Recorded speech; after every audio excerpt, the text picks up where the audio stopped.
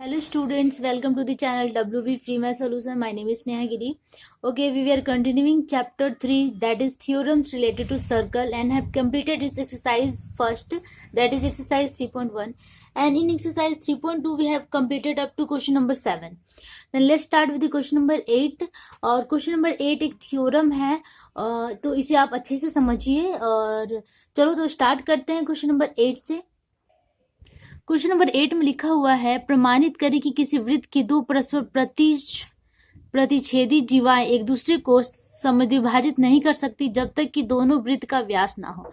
मतलब कि दो जो कॉर्ड्स है वो एक दूसरे को समद्विभाजित मतलब कि बाइसेक्ट नहीं कर सकता अनलेस वो होना चाहिए, डायमीटर होना चाहिए। मतलब कि डायमीटर ही एक दूसरे को बाइसेक्ट कर सकता है, बाकी दो जीवाएं नहीं कर सकती हैं। ठीक है, तो चलो इसे एक बार इंग्लिश में ट्राई करते हैं। ओके, तो इंग्लिश में मैं एक बार रिपीट करती हूँ। Prove that two intersecting chords of any circle cannot bisect each other unless both of them are diameter of a circle। मतलब कहने का मतलब है कि जो डायमीटर सर्कल का डायमीटर ही एक दूसरे को बाइसेक्ट करता है। बाइसेक्ट का मतलब होता है इक्वल पार्ट्स में डिवाइड करना। बट अगर वो दो ऐसे ही कॉर्ड्स होते, जैसे इस तरह और इस तरह होता, तो ये कभी भी बाइसेक्ट नहीं कर सकता है, मतलब इक्वल पार्ट्स में डिवाइड नहीं कर सकता है। कितना भी से हम ट्राई करें, अगर यहाँ पे सेंटर है, सेंटर से ना पास होता है तो उसे हम क्या कहते हैं, कॉर्ड्स कहते हैं। ये कॉर्ड हो गया। अगर यहाँ से दूसरा कॉर्ड पास कर रहा है तो ये इक्वल पार्ट्स में कभी भी डिवाइड नहीं करेगा, कहीं ना कहीं अनइक्वलनेस यहाँ पे आ जाएगी। तो हमें यही प्रूफ करना है कि जो डायमीटर होता है वही इक्वल पार्ट में डिवाइड करता है। तो चलो इसे बनाते हैं। ओके, तो देखो पहले यहाँ पे एक पिक्चर, एक फिगर ड्रॉ करना होगा। मैंने एक सर्कल का फिगर ले लिया है। O is the centre and P is the perpendicular distance from the centre on the chord AB and CD is another chord. Okay, तो चलो अब जैसे जैसे हमने किया है इसे हम यहाँ पे लिख लेते हैं। लिखेंगे let O is the centre of a circle, two chords AB and CD intersect each other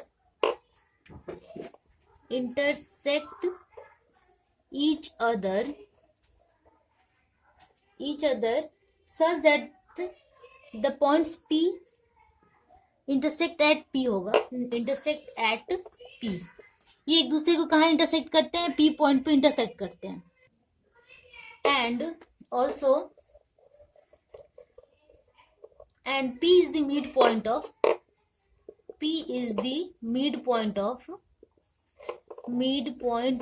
AB। P क्या है, AB का मिड पॉइंट है। तो हमें ये क्या प्रूफ करना है कि P CD का मिड पॉइंट नहीं होगा, ये हमें प्रूफ करना है। अगर P CD का भी मिड पॉइंट हो जाता तो दोनों कॉर्ड्स तो इक्वली पार्ट्स में डिवाइड करने लगेंगे। तो हमें ये प्रूफ करना है कि P is not the mid point of CD। ठीक है, तो यहाँ अब हम प्रूफ करते हैं। यहाँ पे लिखना होगा कि we have to prove that P is not the mid point of CD। ये हमें प्रूफ करना है। ठीक है, तो अगेन देखो यहाँ पे कि P is the mid point of AB है, तो OP is perpendicular on AB है, ऑब्वियसली जैसे कि पिक्चर से दिख रहा है। तो लिखेंगे हम कि as P is the mid point of AB and OP is perpendicular on AB। ये है। Again AB and CD, AB chord and CD chord, लिखेंगे AB and CD chords passing through the point P, ठीक है। ये दोनों chords एक दूसरे P बिंदु से दोनों क्रॉस कर रहे हैं, पास कर रहे हैं, और it is not possible that AB and CD both are perpendicular on OP। तो जब एक ही पॉइंट से दो स्ट्रेट लाइन क्रॉस करता है ना, या फिर गुजरता है या फिर पास करता है, तो ये पॉसिबिलिटी नहीं बनती है कि एक दूसरे के साथ वो परपेंडिकुलर हो। मतलब कि OP is perpendicular on both नहीं होगा, कोई एक पे ही वो परपेंडिकुलर है। तब कि हमारे पहले ही हम जानते हैं कि OP is perpendicular on AB है। ठीक है, तो यहाँ पे ये शर्त गलत हो जाता है कि OP is perpendicular on CD.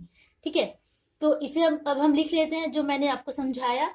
तो हम लिखेंगे कि it is not possible, it is not possible that it is not possible that AB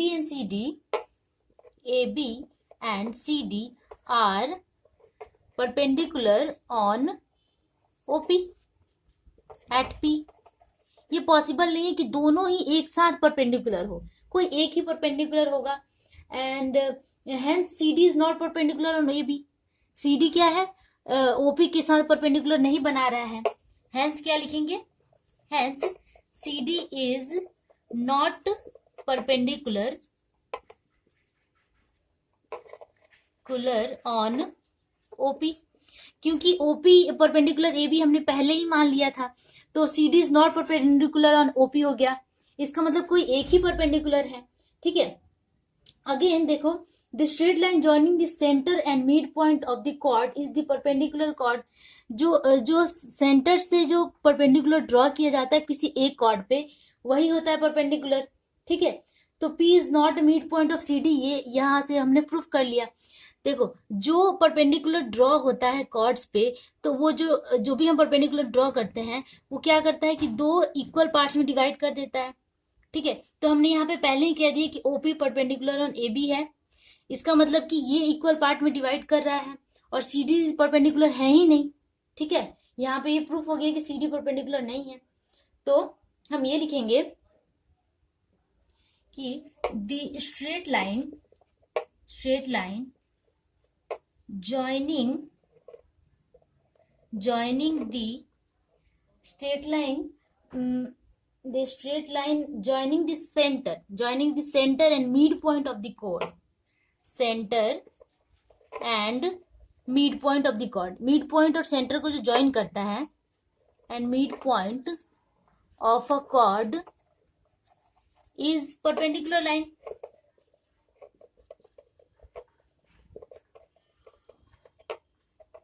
तो जो सेंटर और मिड पॉइंट को ज्वाइन करता है वो क्या होता है, परपेंडिकुलर लाइन होता है। ठीक है, यहाँ हमें पता है कि परपेंडिकुलर लाइन होता है। इसका मतलब क्या है कि परपेंडिकुलर लाइन ओनली AB पे है, CD पर नहीं है। तो हम क्या लिखेंगे, P is not mid point of the cord.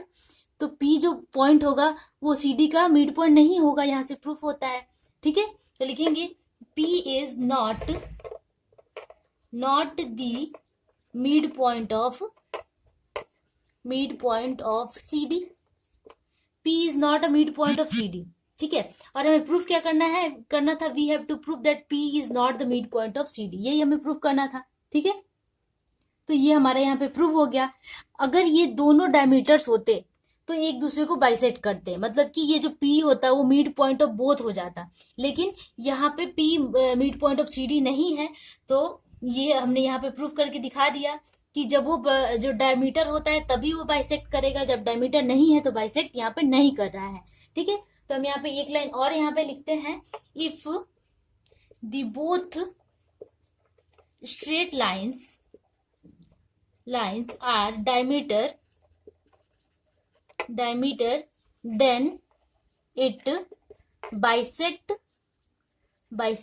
Each other. ठीक है, ईच अदर, ये यहां से प्रूव्ड हो गया।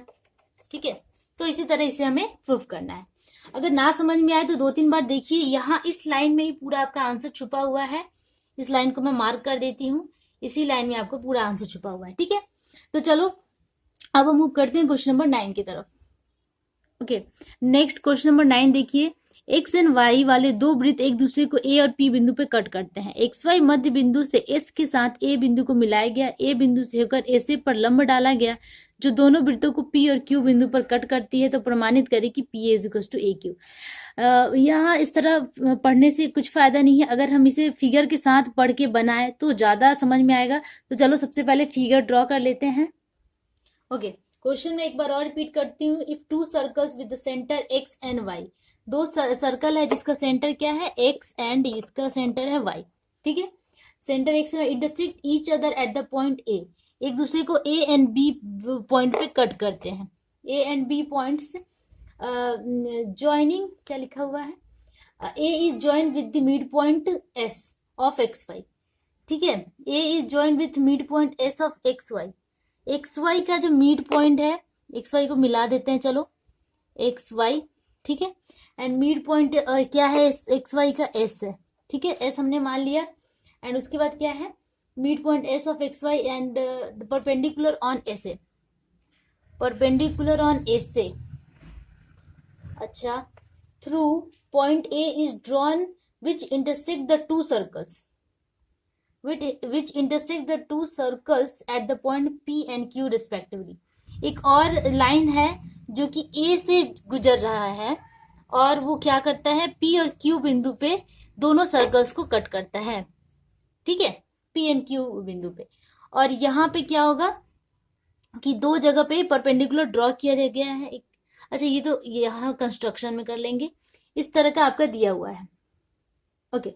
यहाँ पे मैंने ए से को मिलाया नहीं था, सॉरी, ए से को मिलाया गया है और ए से एक लंब टाइप का, मतलब कि परपेंडिकुलर गुजरता है, मतलब यहाँ एक परपेंडिकुलर बन रहा है और यहाँ पे भी ए से के साथ बन रहा है, और वो एक दूसरे को दो, ये जो लंबी सी स्ट्रेट लाइन है वो दोनों ही सर्कल्स को पी और क्यू बिंदु पे कट कर रही है। तो हमें क्या प्रूफ करना है, हमें प्रूफ करना है कि P A equals a Q, ये हमें प्रूफ करना है, ये जो लेंथ है इस लेंथ के बराबर है, ये हमें प्रूफ करना है, ठीक है।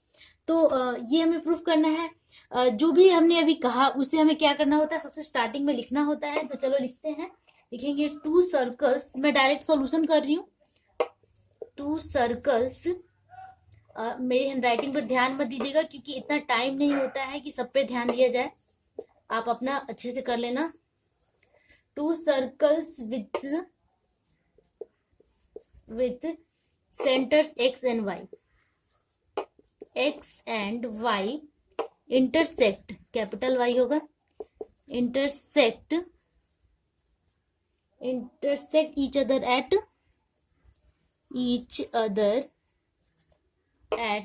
A, ठीक है, A and B पे इंटरसेक्ट कर रहे हैं एक दूसरे को, जो हमने कहा था वो यहाँ पे लिख देना है, ठीक है, okay. S is the mid point of XY, ये लिखा हुआ है, तो लिखेंगे S is the mid point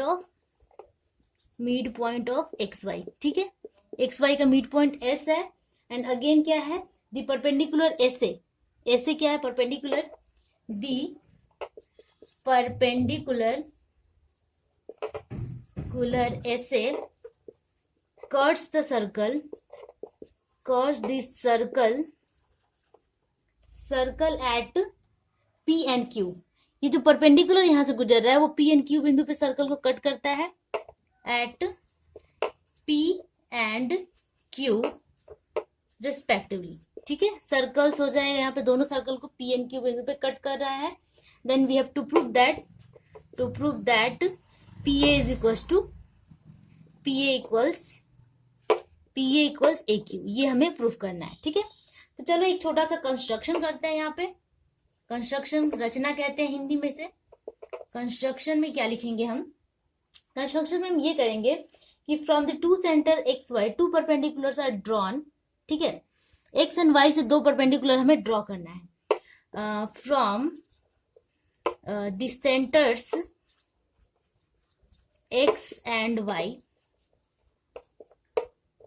to perpendiculars are drawn which are यहाँ पे ऐसे ऐसे हमने परपेंडिकुलर ड्रॉ कर दिया, और इसका हम नाम दे देते हैं, यहाँ नाम दे देती हूँ मैं D एंड इसका दे देते हैं E, which are DE and YE respectively, ठीक है, DE and YE respectively, ये हमने यहाँ पे कर दिया। सॉरी, यहाँ पे dx था, मैंने यहाँ d लिख दिया है, I am so sorry.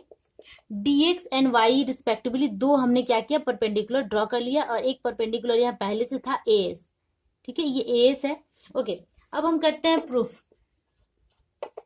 Final, ठीक है। प्रूफ में हम ये लिखेंगे कि एज थ्री स्ट्रेट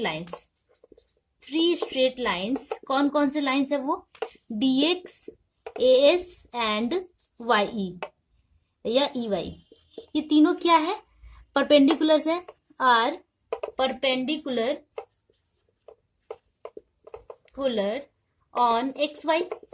ये तीनों एक ही लाइन पे परपेंडिकुलर है, और जब तीनों एक ही लाइन पे परपेंडिकुलर है तो परपेंडिकुलर का मतलब ये होता है एकदम सीधा लाइन, मतलब कि 90 डिग्री है। तीनों एक दूसरे के साथ क्या होंगे, पैरेलल होंगे।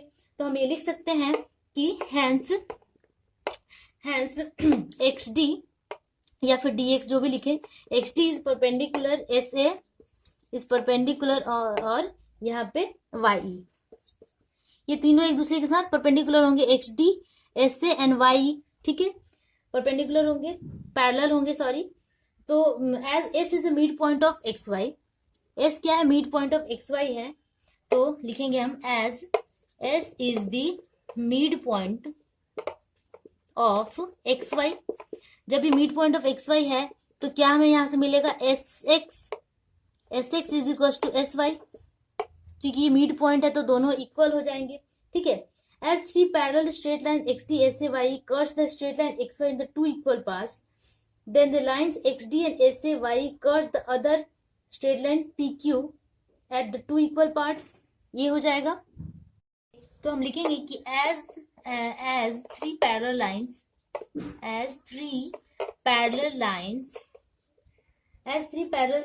xt, sa and ye curves the straight line xy into two equal parts, into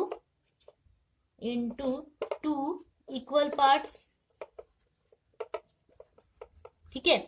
जब ये स्ट्रेट लाइन एक्स वाई को टू इक्वल पार्ट्स में डिवाइड कर सकता है तो क्या यही स्ट्रेट लाइन्स पी क्यू को भी तो टू इक्वल पार्ट्स में डिवाइड कर सकता है, पी क्यू को। Hence it divides P Q at two equal parts, ठीक है। तो हम ये लिख सकते हैं कि D A is equal to A, DA equals A, that is DA equals A, ठीक है। यहां से हमें क्या मिल गया, DA इक्वल्स ए। ओके, अब यहाँ पे देखो कि DA क्या है, हाफ ऑफ ए, DA क्या है, हाफ ऑफ, ये जो DA है हाफ ऑफ PA है, ठीक है, PA। इसे हम मान लेते हैं नंबर 1। एंड अगेन देखो कि ये जो है आपका YE, सॉरी, ये जो है AE है, AE, ये हाफ ऑफ AQ होगा, AE equals half of AQ, ठीक है। अब जब DA इक्वल्स AE है तो हम लिख सकते हैं कि half of PA is equals to half of AQ, ठीक है। तो यहां से इसे हम 2 नंबर दे देते हैं। ओके, तो फ्रॉम 1 and 2 हमें क्या मिला, अच्छा ये दिख नहीं रहा होगा, मैं इसे थोड़ा सा खिसका दूं। फ्रॉम 1 and 2 हमें ये मिला, half of PA equals half of AQ, half cancel हो गया, यहां से मिला हमें PA इक्वल्स AQ, ठीक है, PA इक्वल्स AQ, जो कि हमें प्रूफ करना था। हेंस PA इक्वल्स AQ, यही हमें प्रूफ करना था, और ये हो गया यहाँ से प्रूफ्ड, ठीक है। तो बहुत ही इजीली तरीके से प्रूफ्ड हो गया। आप 1 से 2 बार इसको देखिएगा तो अच्छे से समझ में आ जाएगा। मैं एक बार और स्क्रॉल करके पूरा मैं आंसर को एक बार और स्क्रॉल करके दिखा देती हूँ। इस तरह है ये पूरा आंसर, बहुत ही इजी तरीके से है। 2 से 3 बार आप पढ़ेंगे, देखिए PA is equal to AQ, ठीक है, तो आपको समझ में आ जाएगा, ठीक है। होप आप लोगों को समझ में आया होगा। अगर समझ में आया हो तो प्लीज लाइक जरूर कीजिए और हमारे वीडियो को सब्सक्राइब कीजिए। तब तक के लिए कीप प्रैक्टिसिंग, कीप वॉचिंग। हम नेक्स्ट वीडियो में करेंगे क्वेश्चन नंबर 10 से। ओके, तब तक के लिए बाय बाय।